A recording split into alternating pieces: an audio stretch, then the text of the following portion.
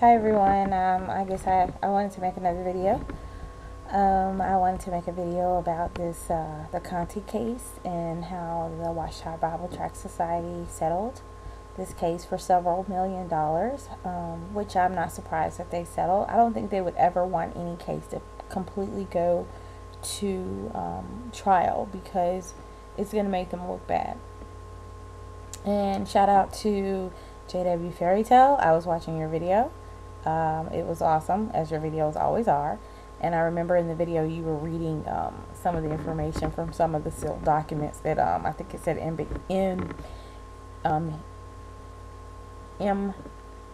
MSNBC had actually posted. And basically, it's interesting that you said focus on that word repentant, unrepentant. So I guess that means if you're repentant, then you're good to go. Like, you're back on board. You're back knocking on doors. You're back hanging out with everybody in the congregation. You can go to any gatherings or whatever. You're in. It doesn't matter. And I just wonder how the conversation went within the judiciary proceeding when this guy was like, oh, yeah, I molested some kids, but it was like 3.5 years ago. Like, I haven't molested anybody since then. I'm cool, right? And I mean, who are these people that sat there and was like, "Oh yeah, you're totally cool. You're totally cool. You're cool. No problem." Because I would have been like, they're probably like, "Yeah, let's just give him a pass." Yeah, I would have gave you a pass right off to the police. Like, yeah, you sit right there. Hold on 1 second. I have something for you. 911. Come get him. Brother molester here. We're just gonna let him go. Why? Why would you just let him go? That makes no sense to me. I just don't understand. The victimizer comes in and he said he pretends to be repentant. They're all on his side. Let a child or a woman or a guy, for that matter, a boy, come up and say, hey, I was molested by a brother molester, and they're going to be like, oh, well, give us all the gory details. I've never really quite understood why they wanted to know every last detail, and they question people in that way. I think they get off on it. I think they want to hear that. I think these people are sadistic.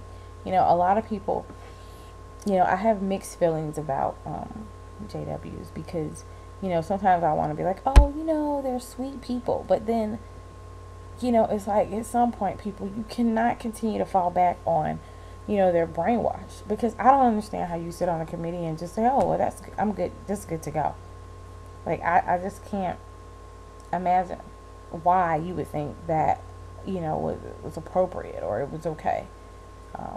But like I said before, like myself and many other victims, well, I would like to say, survivors that are out here, we're not crawling up in a ball. We're not squeezed, we're not all off in a corner in the fetal position. We're standing up strong. And as long as I can breathing and as long as I, am able, I will definitely continue to talk about the fact that, the Watchtower Bible Tract Society protects pedophiles and they protect people who abuse their spouses.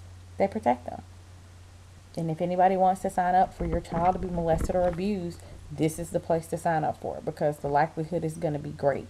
They're not going to report it. This person's going to move from congregation to congregation with no one knowing that this person has offended multiple times. I mean, this man molested his child. I mean, you molested your child. You molested 99 other people. It just doesn't make sense.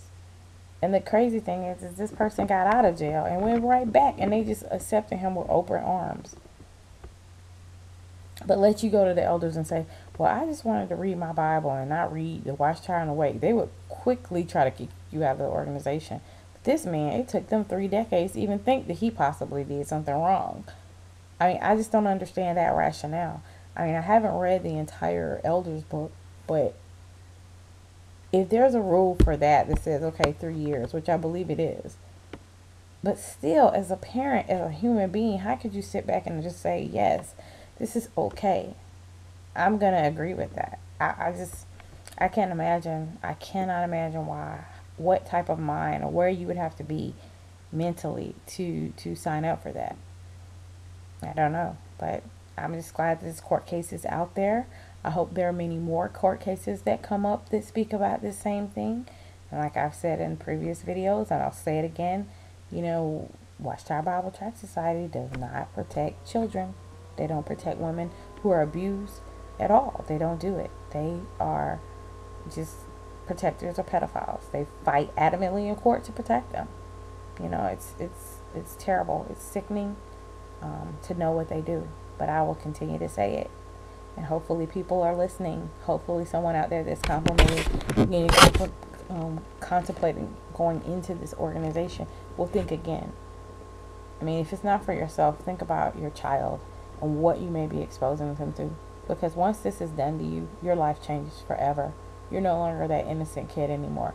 You look at life's harsh realities, and as a child, your life should be carefree. You shouldn't have to worry about these type of things. You shouldn't have to grow up as a hyper vigilant person all the time and have anxieties when people come around you or come near you. You're afraid to let anyone into your personal space. You shouldn't have to make your child go through that, or even have to try to get over that or get through that. But if that's what you want your kid to have, sign them up to be a Jehovah's Witness, because it's likely to happen to them.